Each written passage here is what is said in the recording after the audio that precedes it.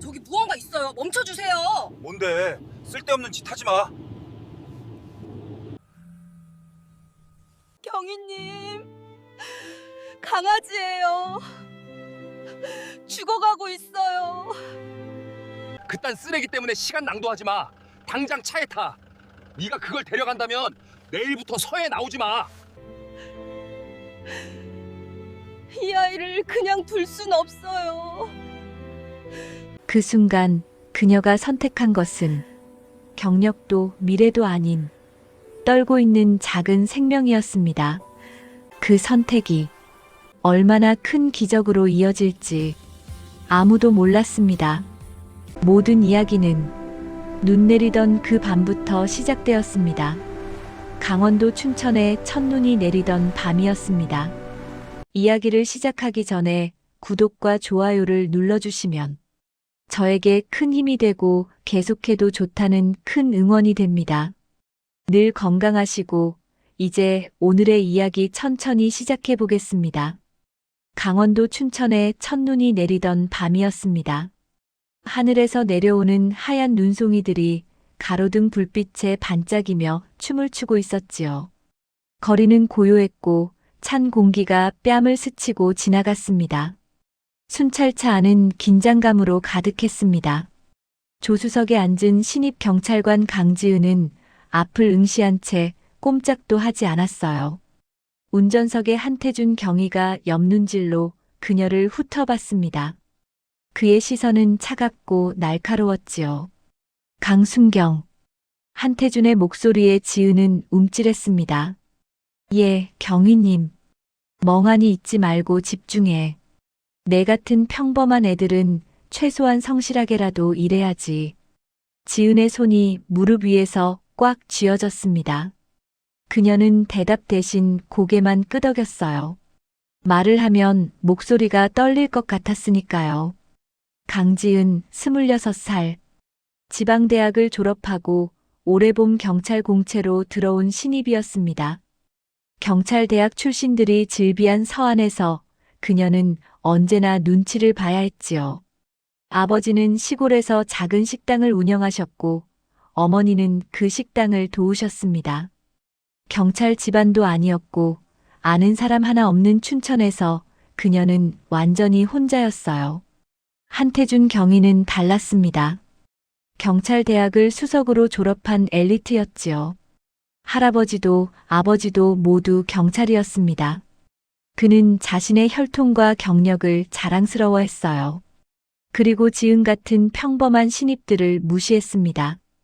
배치받은 지 석 달째였지만 지은은 아직도 적응하지 못했습니다.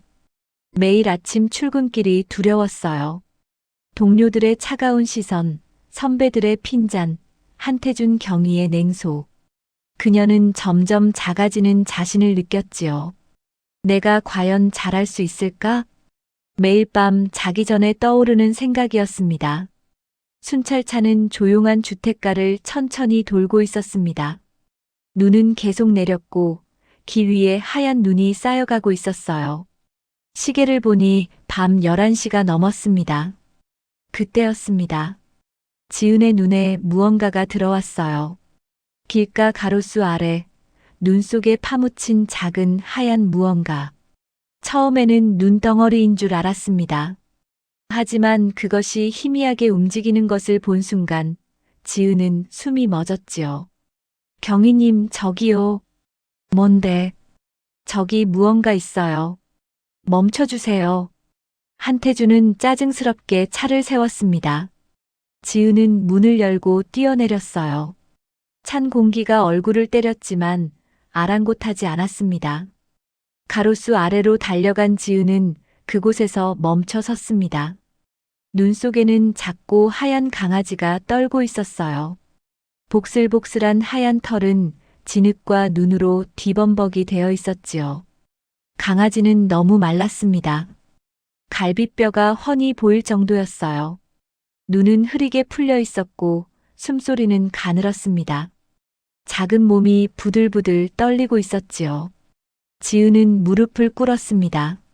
손을 천천히 뻗었어요. 강아지는 고개를 간신히 들더니 지은의 손을 힘없이 하찼습니다. 그 축축한 감촉에 지은의 눈시울이 뜨거워졌지요. 이럴 수가. 강아지는 얼마나 오래 여기 있었던 걸까요? 이 추운 날씨에 이렇게 작은 몸으로. 지은의 가슴이 먹먹해졌습니다. 강순경, 뭐 하는 거야? 뒤에서 한태준의 목소리가 들렸습니다. 차창을 조금 열고 그녀를 내려다보고 있었어요. 경희님 강아지예요. 죽어가고 있어요. 보호해야 해요. 뭐? 한태준이 비웃었습니다. 그딴 쓰레기 때문에 시간 낭비하지 마. 그것도 뭐야, 애완견 아니냐? 당장 차에 타. 지은은 강아지를 내려다봤습니다. 작은 생명이 그녀의 손 안에서 떨고 있었어요. 이대로 두고 가면 아마 오늘 밤을 넘기지 못할 거였습니다. 경희님, 이 아이를 그냥 둘 순 없어요. 강순경. 한태준의 목소리가 차갑게 가라앉았습니다. 지금 상관 명령을 거부하는 거야? 지은의 심장이 쿵쾅거렸습니다. 손은 떨렸지요. 하지만 강아지를 내려다보는 순간 이상하게도 마음이 정해졌습니다. 죄송하지만 저는 이 아이를 구해야 해요. 좋아. 한태준이 차에서 내렸습니다. 그는 천천히 지은에게 걸어왔어요.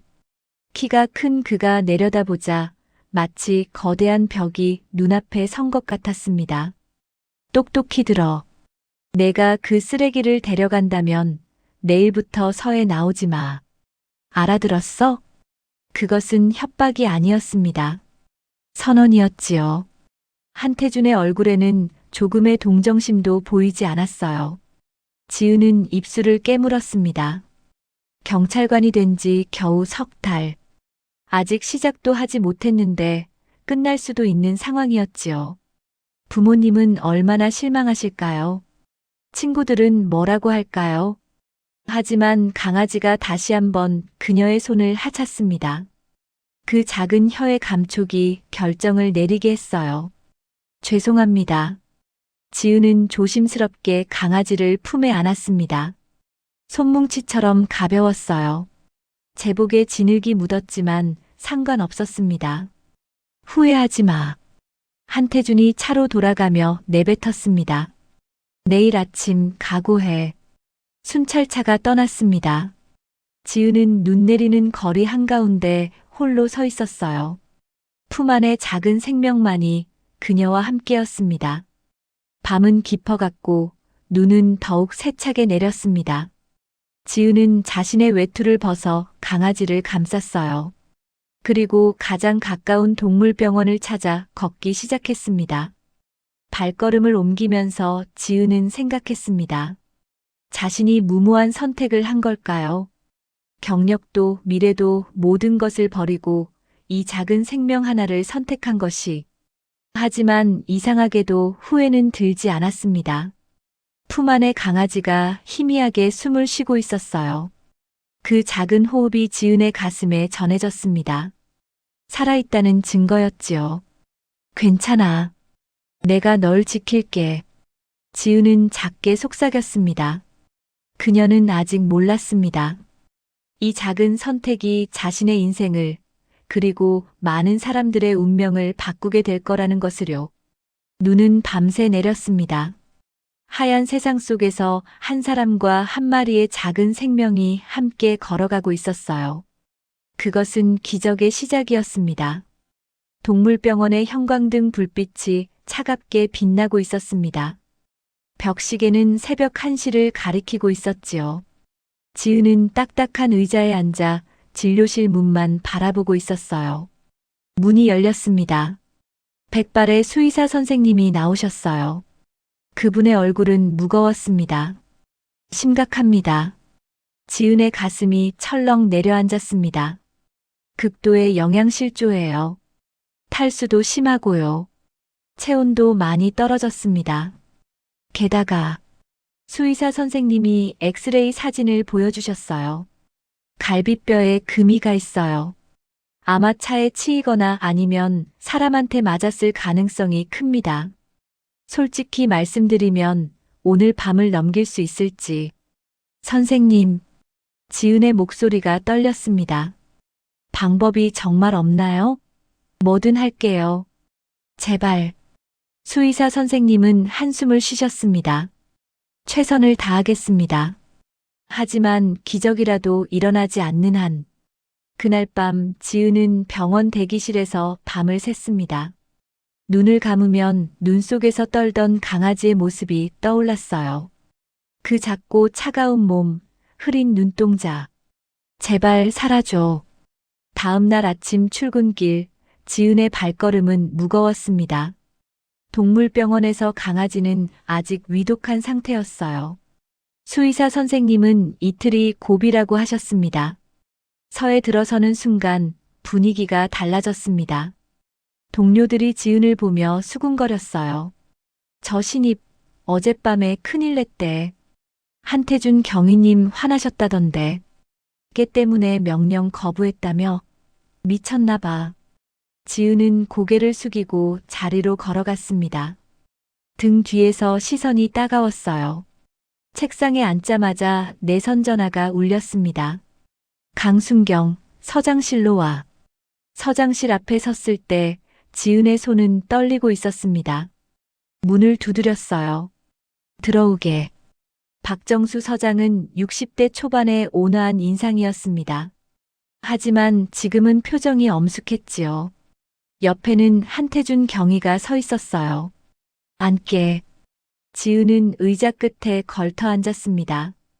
강순경, 어젯밤 일에 대해 설명해보게. 죄송합니다. 지은은 고개를 숙였습니다. 하지만 그 아이를 그냥 둘 수 없었습니다. 죽어가고 있었어요. 명령 불복종이야. 한태준이 차갑게 말했습니다. 순찰 중 개인 감정으로 직무를 이탈했어. 게다가 애완견 한 마리 때문에. 생명입니다. 지은이 고개를 들었습니다. 크든 작든 그 아이도 생명이에요. 서장님. 한태준이 서장을 바라봤습니다. 이런 신입은 본 적이 없습니다. 규율이 뭔지도 모르고 팀워크는 개념도 없어요. 당장 징계해야 합니다. 박정수 서장은 한참 동안 지은을 바라봤습니다. 그리고 천천히 입을 열었어요.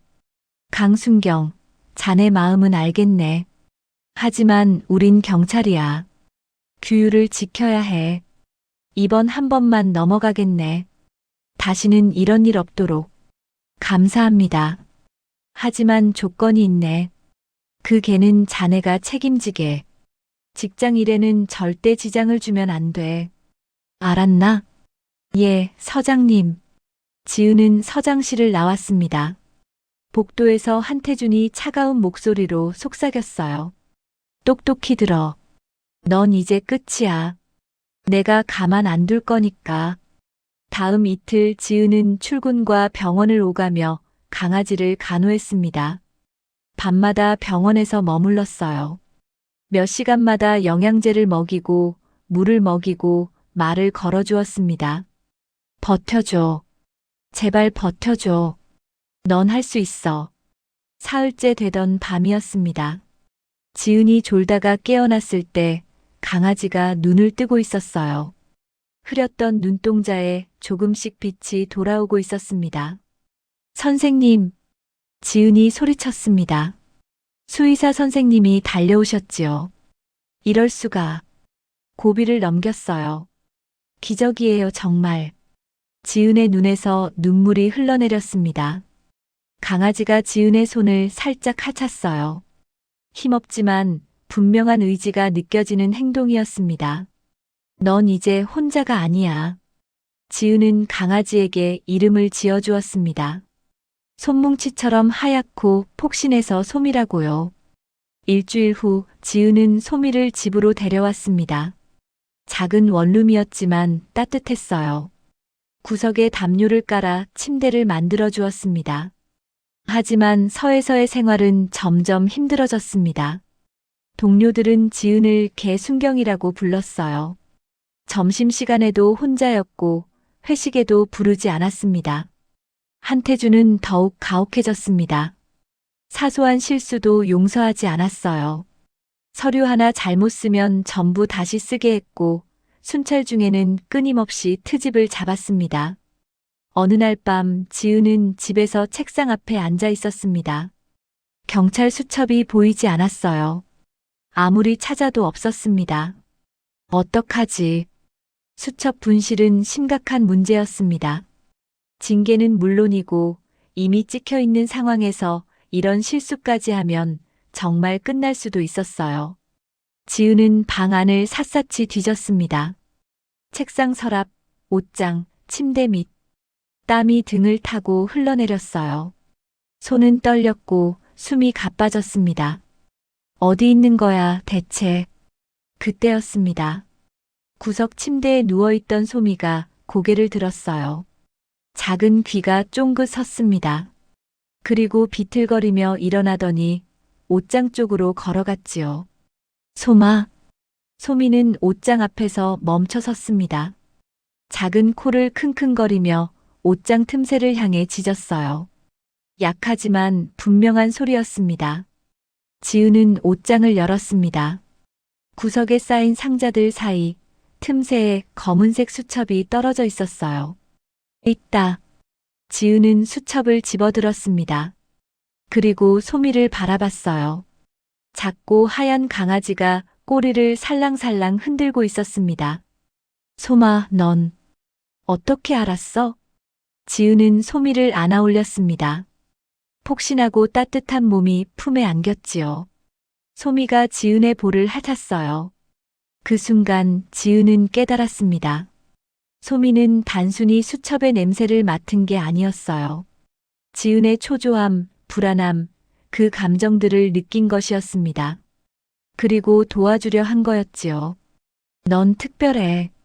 정말 특별한 아이야. 그날 밤부터 지은은 소미를 유심히 관찰했습니다. 며칠 후 신기한 일이 또 있었어요. 이웃집에서 부부싸움이 시작되려는 순간 소미가 먼저 불안해하며 낑낑거렸습니다. 소리가 들리기 전이었어요. 지은이 우울할 때면 소미는 항상 다가와 곁에 앉았습니다. 말없이 함께 있어 주었지요. 마치 지은의 마음을 읽는 것처럼. 너 혹시... 어느 날 밤 지은은 결심했습니다. 친구 민지에게 전화를 걸었어요. 민지야, 부탁이 있어. 이틀 후 공원에서 작은 실험이 시작되었습니다. 민지가 숲속에 숨었어요. 지은은 소미에게 민지의 손수건을 맡겼습니다. 소마, 찾아볼래? 소미는 코를 킁킁거리며 걷기 시작했습니다. 그런데 신기하게도 보통의 길이 아니었어요. 민지가 일부러 불안하고 두려운 척 연기한 지점으로 정확히 향했습니다. 30분 만에 소미는 민지를 찾아냈습니다. 대박! 민지가 놀란 얼굴로 말했습니다. 지은아, 이 아이 진짜 특별한 것 같아. 지은은 소미를 안아 올렸습니다. 작은 몸이지만 그 안에 담긴 가능성은 무한해 보였어요. 이 아이라면 혹시... 지은의 머릿속에 하나의 생각이 떠올랐습니다. 무모해 보이는 하지만 포기할 수 없는 생각이었지요. 그날 밤 지은은 소미를 쓰다듬으며 조용히 말했습니다. 소마, 우리 함께 해볼까? 아주 특별한 일을. 소미가 지은을 올려다봤습니다. 그 눈동자에는 신뢰가 가득했어요. 밖에서는 봄을 알리는 따뜻한 바람이 불고 있었습니다. 하지만 지은은 알고 있었지요. 앞으로 맞닥뜨릴 것은 봄바람이 아니라 거센 폭풍이라는 것을요. 경위님, 제안이 있습니다. 지은은 떨리는 목소리로 말했습니다. 박정수 서장의 사무실이었어요. 책상 앞에는 서장님과 한태준 경위가 앉아 있었습니다. 소미를 경찰견으로 훈련시키고 싶습니다. 순간 정적이 흘렀습니다. 그리고 한태준이 웃음을 터뜨렸어요. 비웃음이었습니다. 뭐라고? 저 애완견을? 5kg짜리 손뭉치를 경찰견으로? 소미는 특별한 능력이 있습니다. 사람의 감정을 냄새로 감지해요. 공포나 불안 같은 강순경. 한태준이 차갑게 끊었습니다. 경찰견이 뭔지 알기나 해? 우리 경찰견 팀은 30kg이 넘는 shepherd나 말리노이즈로만 구성돼. 3대에 걸친 혈통 관리와 과학적 훈련의 결정체야. 저런 애완견이 끼어들 자리는 없어.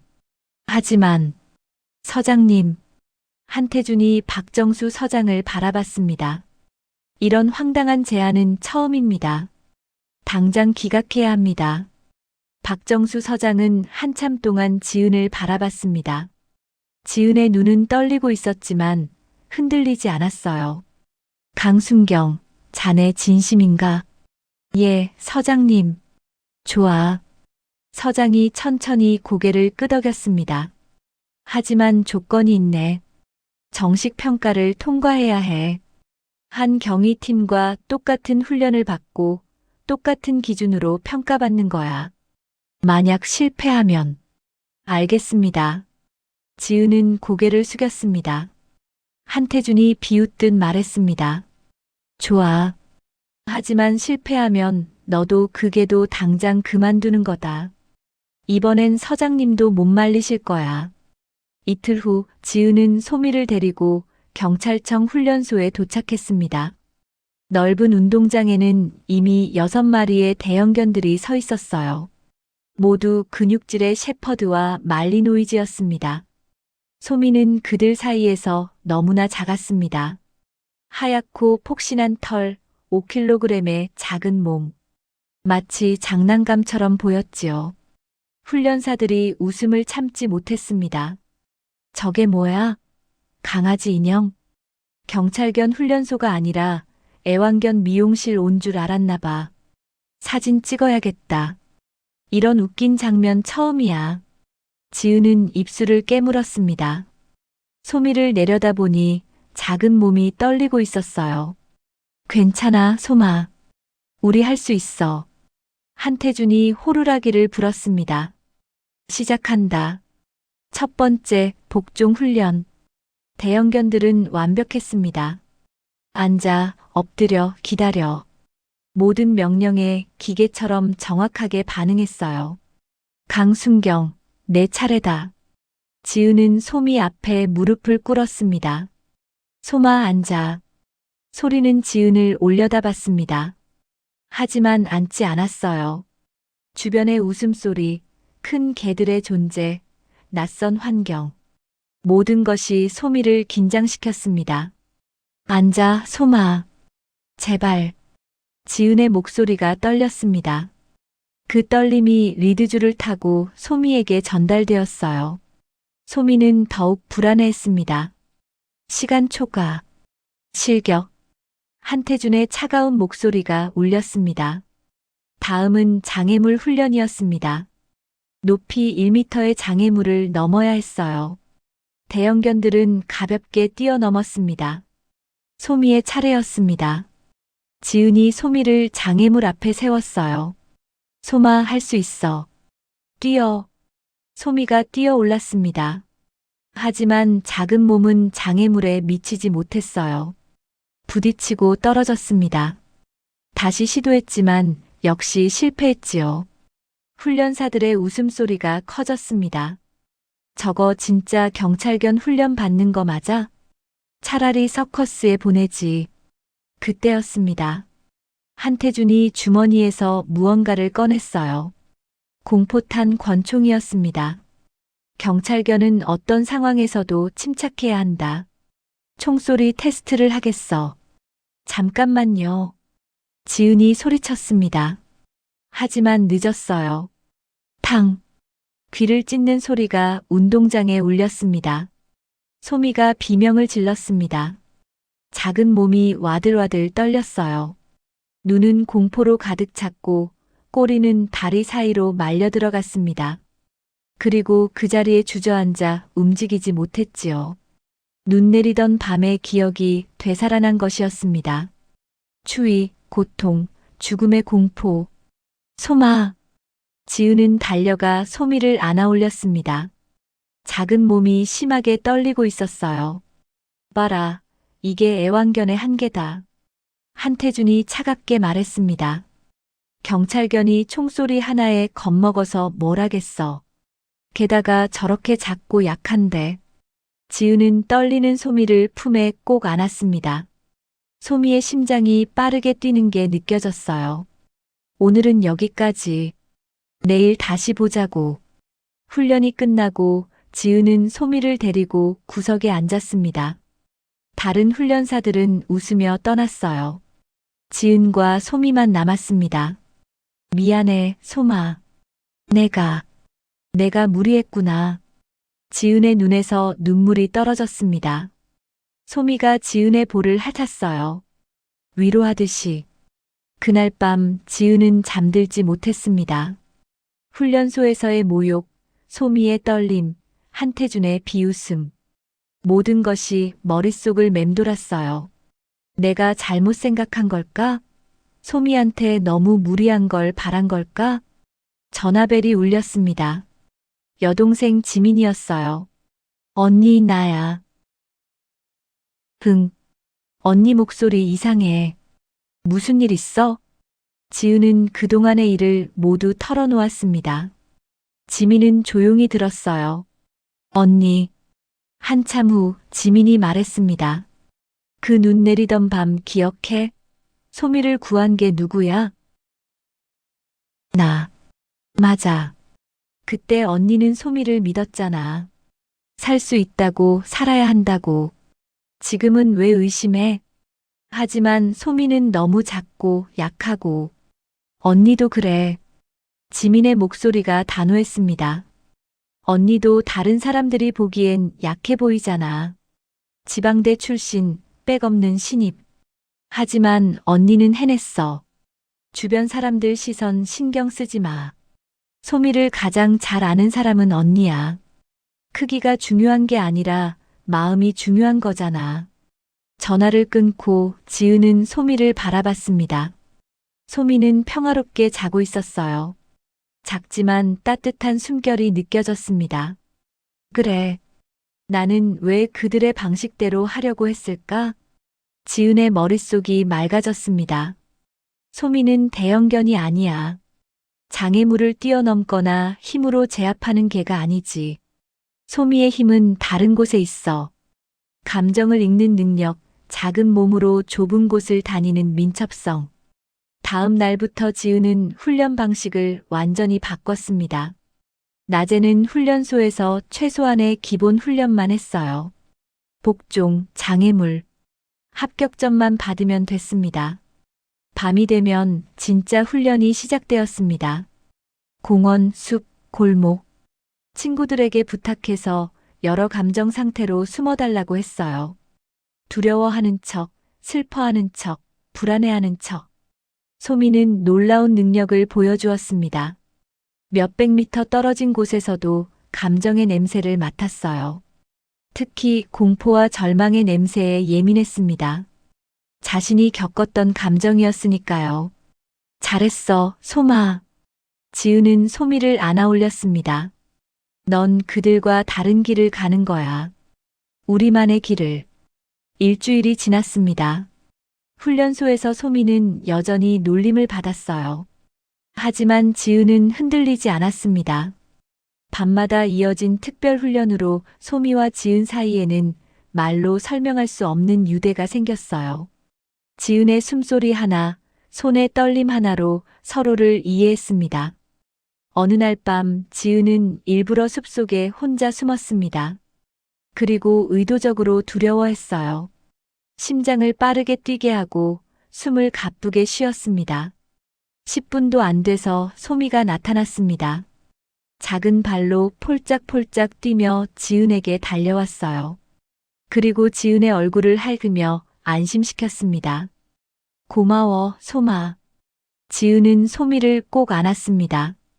우리 꼭 보여주자. 크기도 혈통도 중요한 게 아니라는 걸. 밤하늘에는 별이 빛나고 있었습니다. 지은과 소미는 그 별빛 아래 함께 서 있었어요. 그들만의 전쟁이 이제 시작되려 하고 있었습니다. 그해 겨울이 깊어졌습니다. 춘천의 거리는 하얀 눈으로 뒤덮였어요. 그날 밤 긴급 무전이 들어왔습니다. 중앙서 응답하라. 80대 남성 실종. 치매 환자, 저체온증 우려. 박정수 서장이 곧바로 한태준 경위팀에 출동 명령을 내렸습니다. 6마리의 엘리트 경찰견들이 현장으로 향했어요. 지은은 무전을 들으며 주먹을 쥐었습니다. 소미가 그녀의 발밑에서 고개를 들었어요. 2시간이 지났습니다. 한태준의 목소리가 무전기에서 흘러나왔어요. 수색 범위 확대. 눈 때문에 흔적 소실. 단서 없음.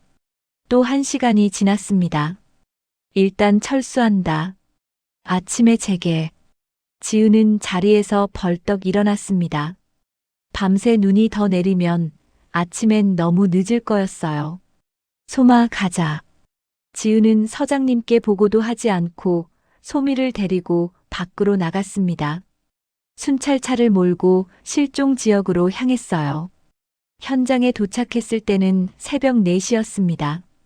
눈은 계속 내리고 있었어요. 지은은 가족에게서 받은 노인의 모자를 소미에게 맡겼습니다. 소마, 이 냄새 기억해. 할아버지가 무서워하고 계실 거야. 우리가 찾아야 해. 소미가 코를 킁킁거렸습니다. 그리고 한태준 팀이 수색한 방향과는 전혀 다른 쪽으로 걷기 시작했어요. 좁은 골목, 잡목림 사이. 소미는 작은 발로 폴짝폴짝 뛰며 앞장섰습니다. 대형견이라면 절대 들어갈 수 없는 좁은 공간도 소미는 거뜬히 통과했지요. 30분쯤 지났을 때였습니다. 소미가 작은 계곡 절벽 앞에서 멈춰 섰어요. 그리고 아래를 향해 힘차게 짖었습니다. 소마, 거기. 지은은 조심스럽게 절벽을 내려갔습니다. 손전등 불빛이 좁은 바위 틈을 비쳤어요. 거기에 노인이 있었습니다. 눈에 파묻힌 채 쓰러져 있었지요. 의식은 희미했지만 숨은 쉬고 있었어요. 할아버지, 제가 경찰입니다. 지은은 곧바로 119에 신고했습니다. 구급차가 도착할 때까지 자신의 외투를 벗어 노인을 감쌌어요. 노인은 병원으로 옮겨졌습니다. 의사는 말했어요. 조금만 늦었어도 위험했습니다. 발견이 빨라서 생명을 건졌어요. 지은은 안도의 한숨을 쉬었습니다. 소미를 안아 올렸어요. 잘했어, 소마. 정말 잘했어. 하지만 공식 보고서에는 한태준 팀의 공로로 기록되었습니다. 지은은 상관없었어요. 중요한 건 생명을 구한 거였으니까요. 그런데 서안에서 소문이 퍼지기 시작했습니다. 실제로는 강지은 순경이 찾았대. 그 작은 개가 진짜 한태준 경위팀이 못 찾은 걸 찾았다던데. 한태준의 얼굴은 굳어 있었습니다. 봄이 왔습니다. 연휴 기간 소양호 인근 캠핑장에서 급보가 들어왔어요. 7살 남아 실종. 이름 최준호. 폭우 경보 발령 중. 박정수 서장이 긴급 회의를 소집했습니다. 한 경위 즉시 출동하게. 한태준과 경찰견 팀이 나갔습니다. 하지만 기록적인 폭우가 모든 냄새를 씻어내렸어요. 대형견들도 속수무책이었습니다. 4시간이 지났지만 아무 진전이 없었습니다. 박정수 서장이 결단을 내렸습니다. 한 경위 강지은 순경과 소미를 투입하겠네. 서장님, 한태준이 벌떡 일어났습니다. 저 작은 개가 이 상황에서 무얼 할 수 있습니까? 우리 팀도 못 찾는데. 그래서 투입하는 거야. 다른 방법을 써야 할 때가 아닌가. 알겠습니다. 한태준의 목소리는 얼음장처럼 차가웠습니다. 현장은 아수라장이었습니다. 비는 억수같이 쏟아지고 계곡물은 불어나 있었어요. 준호의 부모님은 울면서 구조대를 기다리고 있었습니다. 부인, 준호가 쓰던 모자 있으세요? 어머니가 떨리는 손으로 모자를 건넸습니다. 제발, 제발 우리 아들을. 지은은 소미에게 모자를 맡겼어요. 소마, 준호를 찾아야 해. 준호가 얼마나 무서울까? 우리가 꼭 찾아주자. 소미가 고개를 끄덕이듯 했습니다. 그리고 달리기 시작했어요. 한태준 팀이 수색한 평탄한 길이 아니었습니다. 소미는 급경사면의 좁은 바위 틈으로 몸을 집어넣었어요. 대형견은 절대 갈 수 없는 위험한 곳이었지요. 소마, 조심해. 지은이 뒤따라 올라갔습니다. 빗물에 미끄러지고 바위에 긁혔지만 멈추지 않았어요. 소미가 좁은 동굴 입구 앞에서 멈춰 섰습니다. 그리고 힘차게 짖었어요. 준호야.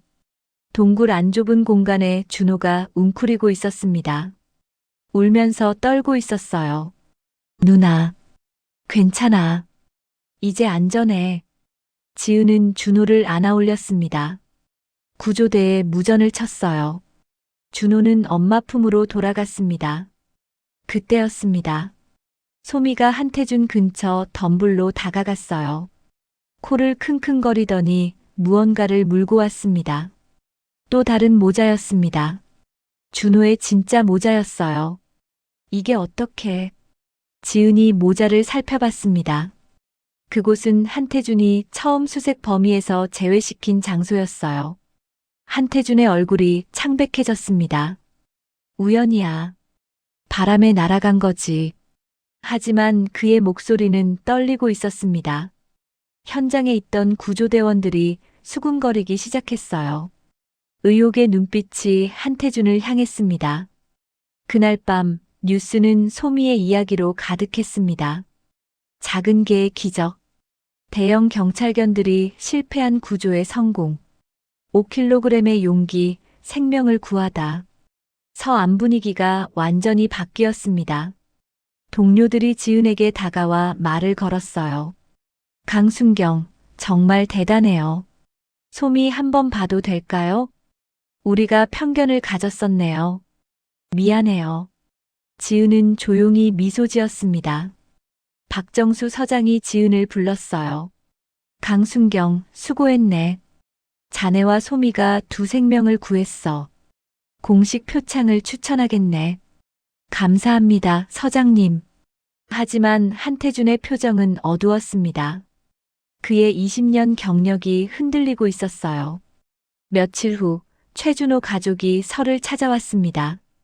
준호가 소미를 보자 달려와 안았어요. 소미, 고마워. 준호 어머니가 눈물을 흘리며 말했습니다. 정말 감사합니다. 소미가 아니었으면. 지은은 소미를 쓰다듬었습니다. 소미가 한 일이에요. 그날 저녁 지은은 소미와 함께 소양호 둑길을 걸었습니다. 석양이 호수를 붉게 물들이고 있었어요. 소마, 우리 해냈어. 보여줬어. 소미가 꼬리를 흔들었습니다. 하지만 지은은 알고 있었습니다. 이것으로 끝이 아니라는 것을요. 더 큰 시험이 기다리고 있다는 것을. 하늘에는 구름이 모여들고 있었습니다. 폭풍 전야의 고요함이었지요. 일주일 후 텔레비전 뉴스에 한 사람이 등장했습니다. 서울대학교 동물행동학과 최민석 교수였어요. 최근 화제가 된 작은 개의 구조 활동, 어떻게 보십니까? 운이 좋았을 뿐입니다. 과학적 근거가 없어요. 경찰견은 최소 25kg 이상의 체중과 강인한 체력이 필요합니다. 저런 작은 애완견의 우연한 성공으로 경찰견 선발 기준을 흔들어서는 안 됩니다. 그의 말은 무게가 있었습니다. 30년간 경찰견 육성 이론을 정립한 권위자였으니까요. 경찰청 본부에서 공문이 내려왔습니다. 지은과 소미에 대한 공식 재검증이었어요.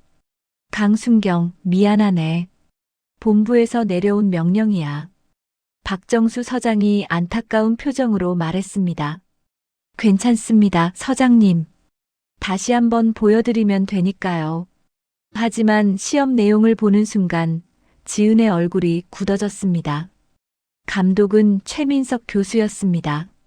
시험 장소는 거대한 잔에 더미, 여러 개의 가짜 냄새가 설치되어 있었어요.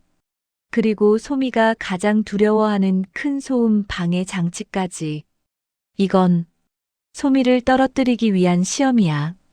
시험 당일 전국의 엘리트 경찰견들이 모였습니다. 모두 30kg이 넘는 대형견이었어요. 하지만 최민석 교수가 설계한 시험은 너무 어려웠습니다. 교묘한 냄새 함정, 예고 없는 폭음. 엘리트 경찰견들도 차례로 실격됐어요. 다음 강지은 순경과 소미. 지은은 소미를 내려다봤습니다. 작은 몸이 떨리고 있었어요. 소마, 괜찮아. 우리 할 수 있어. 출발 신호가 울렸습니다. 소미가 달리기 시작했어요. 하지만 그때였습니다. 쾅! 예고 없이 귀를 찢는 폭음이 울렸습니다. 소미의 몸이 얼어붙었어요. 눈 내리던 밤의 공포가 되살아났습니다. 온몸이 떨리고 꼬리는 다리 사이로 말려 들어갔어요. 소마! 지은이 달려갔습니다. 관중석에서 야유가 쏟아졌어요. 역시 안 되는구만.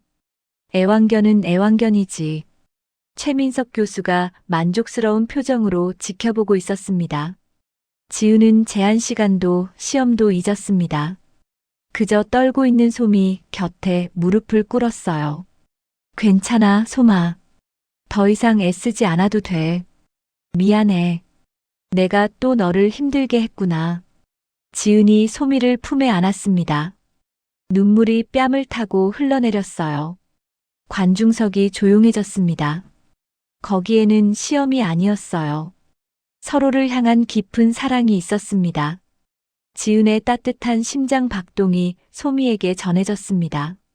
차분한 목소리, 부드러운 손길. 소미는 천천히 진정되기 시작했어요. 그리고 고개를 들었습니다.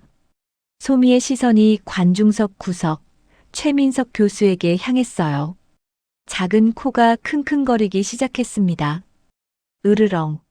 소미가 낮게 으르렁거렸습니다. 지은을 향한 게 아니었어요. 최민석 교수를 향한 것이었지요. 소마, 왜 그래? 최민석 교수가 불편한 듯 발밑의 가방을 뒤로 밀었습니다. 그 순간 소미의 반응이 더욱 강해졌어요. 소미가 지은의 품에서 빠져나와 달리기 시작했습니다. 최민석 교수가 아니라 그가 가방을 만진 방향으로요. 소마. 소미는 시험장 구석, 자재 창고의 좁은 틈새로 작은 몸을 집어넣었습니다. 대형견은 절대 들어갈 수 없는 공간이었어요. 쌓인 방수포 뒤에서 소미가 힘차게 짖었습니다. 지은이 방수포를 들춰냈어요. 거기에는 청년 한 명이 웅크리고 앉아 있었습니다. 그의 옷에서 특별한 냄새가 났어요. 이 사람이 실종자 역할? 관중석이 술렁거렸습니다. 실종자가 왜 저기 있어? 시험장이 아니잖아. 지은이 소미가 물고 온 천 조각을 살펴봤습니다. 타겟이 입었어야 할 옷의 일부였어요. 그리고 그 냄새가 미세하게 최민석 교수의 가방에 묻어 있었던 것이었습니다. 교수님. 지은이 천천히 최민석 교수를 바라봤습니다. 설명해 주시겠습니까? 최민석 교수의 얼굴이 새하얗게 변했습니다. 진실은 명백했습니다. 최민석 교수는 아무도 시험을 통과하지 못하도록 타겟을 대형견이 절대 접근할 수 없는 좁은 공간에 숨겨놓았던 것이었어요. 자신의 권위를 지키기 위해서요. 교수님, 이게 어떻게 된 일입니까? 경찰청 관계자들이 다가왔습니다. 최민석 교수는 아무 말도 하지 못했습니다. 그날 밤 뉴스는 최민석 교수의 부정을 대서특필했습니다. 그의 권위는 완전히 무너졌어요. 며칠 후 내부 조사에서 한태준의 공모 사실도 드러났습니다. 그는 최민석 교수와 연락하며 소미를 떨어뜨리려 했던 것이었어요. 박정수 서장 앞에서 한태준이 고개를 숙였습니다. 강순경, 미안합니다. 제가 틀렸습니다. 그의 목소리는 떨리고 있었어요. 저는 혈통과 크기만 믿었습니다. 하지만 진짜 중요한 건 마음이었네요. 일주일 후 공문이 도착했습니다. 전국 경찰견 협회에서 온 것이었어요. 경찰견 소미 및 지도사 강지은 순경에게 특별 공로상을 수여함. 작은 애완견이 이 상을 받는 것은 역사상 처음이었습니다. 지은은 공문을 꼭 쥐고 눈물을 흘렸습니다. 소미가 그녀의 손을 하찼어요. 시상식은 서울에서 열렸습니다. 많은 사람들이 지켜보는 가운데 지은은 단상에 올랐어요. 소미도 함께였습니다. 제가 여기 선 것은 제 능력 때문이 아닙니다. 지은이 천천히 말했습니다. 소미가 특별한 혈통이나 큰 몸을 가져서도 아니에요. 단지 우리는 서로를 믿기를 포기하지 않았습니다. 소미는 저에게 가르쳐 주었어요. 진짜 강함은 크기나 외모가 아니라는 것을요. 작아도 약해 보여도 누군가를 끝까지 믿는 마음.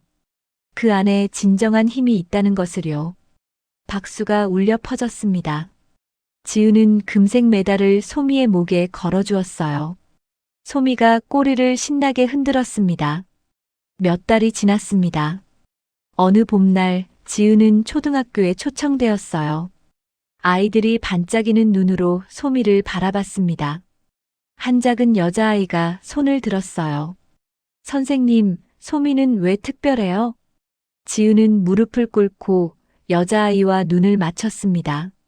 소미가 특별한 건 크기나 힘 때문이 아니야. 소미의 마음이 특별한 거지. 소미는 한 번 버림받아서 정말 힘들었어. 하지만 포기하지 않았고 자기를 믿어주는 사람을 진심으로 믿어주었어. 인생이 힘들어도 희망을 버리지 않는 마음, 누군가를 믿는 마음. 그게 소미를 강하게 만든 거야. 그리고 그건 우리 모두가 가질 수 있는 힘이란다. 여자아이가 작은 손을 뻗어 소미를 쓰다듬었습니다. 소미가 행복하게 눈을 감았어요. 그날 저녁 지은과 소미는 소양호 둑길을 걸었습니다. 석양이 물빛을 붉게 물들이고 있었어요. 소마, 우리 정말 멀리 왔구나.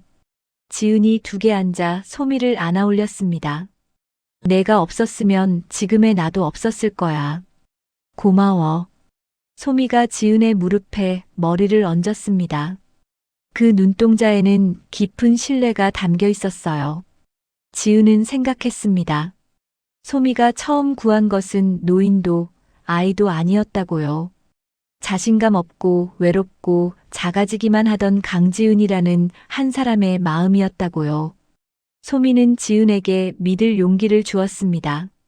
지은은 소미에게 살아갈 희망을 주었어요. 둘은 서로의 부족한 부분을 채우며 하나가 되었습니다. 우리 앞으로도 계속 함께야. 지은이 조용히 속삭였습니다. 노을 아래서 한 사람과 한 마리의 작은 개가 나란히 앉아 있었어요. 그들의 마음에 핀 희망이라는 꽃은 결코 시들지 않을 것이었습니다. 작지만 강한, 연약해 보이지만 누구보다 용감한. 그들의 이야기는 이제 막 시작되었을 뿐이었습니다. 하늘에는 별이 하나둘 떠오르고 있었습니다. 그 별빛처럼 지은과 소미의 유대는 영원히 빛날 것이었어요. 오늘의 이야기는 여기까지입니다. 오늘도 제 이야기를 끝까지 들어주셔서 정말 감사드립니다. 혹시 영상이 마음에 드셨다면 아래 좋아요 버튼 한번 살짝 눌러주세요. 여러분 한 분 한 분의 좋아요가 저에게는 정말 큰 힘이 되고 보람이 됩니다. 날씨가 많이 추워졌죠? 감기 조심하시고요. 항상 건강하시고 평안한 하루 보내시길 바랍니다. 그럼 다음 이야기에서 또 만나요. 오늘도 함께 해주셔서 고맙습니다.